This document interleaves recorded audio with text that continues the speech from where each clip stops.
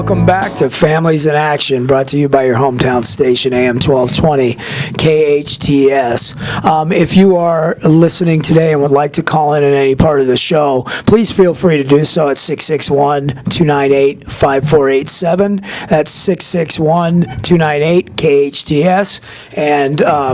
And we can talk about whatever you want to talk about. You could ask us some specific questions.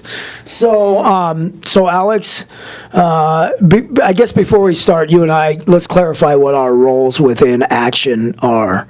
You want to go ahead? Yeah, absolutely. I was brought onto the team as I'm actually the director of training and education, so I'm pretty much in charge of all the training that we do in this within Action, and educating and doing workshops in that kind of capacity.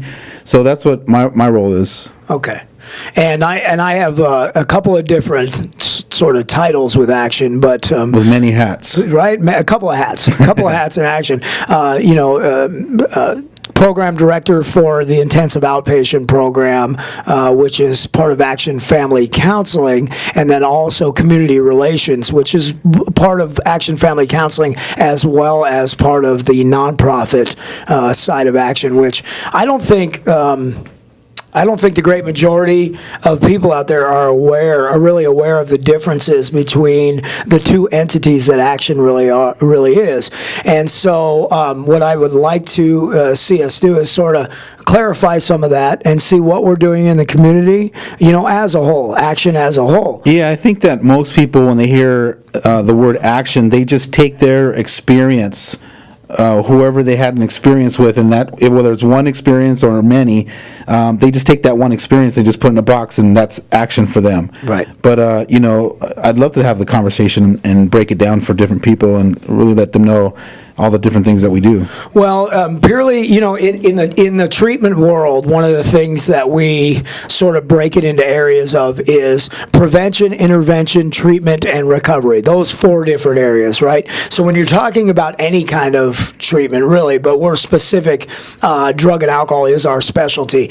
We talk about it in 4 different areas. Prevention, talking about it ahead of time so that maybe your kids won't do it. That's right. Talk about it ahead of time so people can have an awareness. Talk about it ahead of time so that there's an education out there in the general public or wherever. So that it can cause a shift in the way you're thinking, what you're doing, so that you don't get to the point where you're making a phone call going, hey, I need this help, or I'm in crisis. Right. And some of the, I'll tell you a real good example of a prevention effort is the new Defy It program that's out in the schools. Stands for Drug Free Youth in Town. It's a program that's in all of our schools in the William S. Hart District, junior high school and high school level, and they're trying to create that shift that you're talking about. Is we want to catch these kids before they ever start using drugs and try to send a message via them to their peers that it's not cool to use. It's not cool to drink and use drugs, and so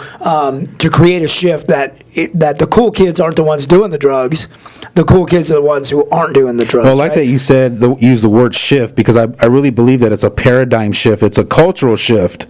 Because I remember when I was growing up, when you're looking through the filters of a young kid looking up and watching the cool guy smoke that cigarette, you're just like, man, I want to look like that. And then you don't even know what smoking a cigarette is if you're that young, but you just kind of look up to them and you're like, I want to be cool like that. And so if you want to be cool and you want to belong to something, well, most of those groups, those kids are drinking and smoking cigarettes, and there's another percentage of them that are doing drugs. So the shift takes place in when we look up as kids to see our heroes as the ones who are saying no, who are being honest in the face of, where other people are lying, who are doing the right things, who are showing up to appointments, who are being a part of their families' lives and stuff like that. Those are the real heroes. Absolutely, and it's redefining a new way to break down the distinction of what is a hero to me. Right. Is a hero, somebody that's cool and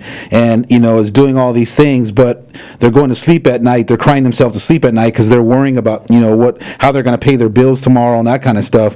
Or is it somebody that has a good head on their shoulder, they're able to make strong decisions for themselves and for their families, and they're leading their life down a new path with personal development and growth and that kind of thing? Right. And so what Action does, is we go into the schools as early as we possibly can. We do public events. We'll go anywhere where we're asked to come and give the message, right? And sometimes we have the opportunity, for instance, Cary and I we took a little panel in, and we went to a local school that's 6th, 7th, and 8th graders, and we got to speak to this school of kids that most of them are not using. Most of them have never tried it, and we got to give this message. And I love what Cary Quashin, the message that he gives is all about, contracts and how we break these contracts and how it starts with the small ones. And it usually starts with smoking cigarettes and then going to smoking pot or drinking. And then once we've broken those contracts and they're weakened, that these other drugs of opportunity come in. We're at a party, and we've already started smoking pot or drinking, and so our contracts are very weak, and somebody comes by and says, here, try this, and it's one of the harder drugs, and because of our weakened contracts, it's that much easier to cross into that line. And he carries that message into the younger kids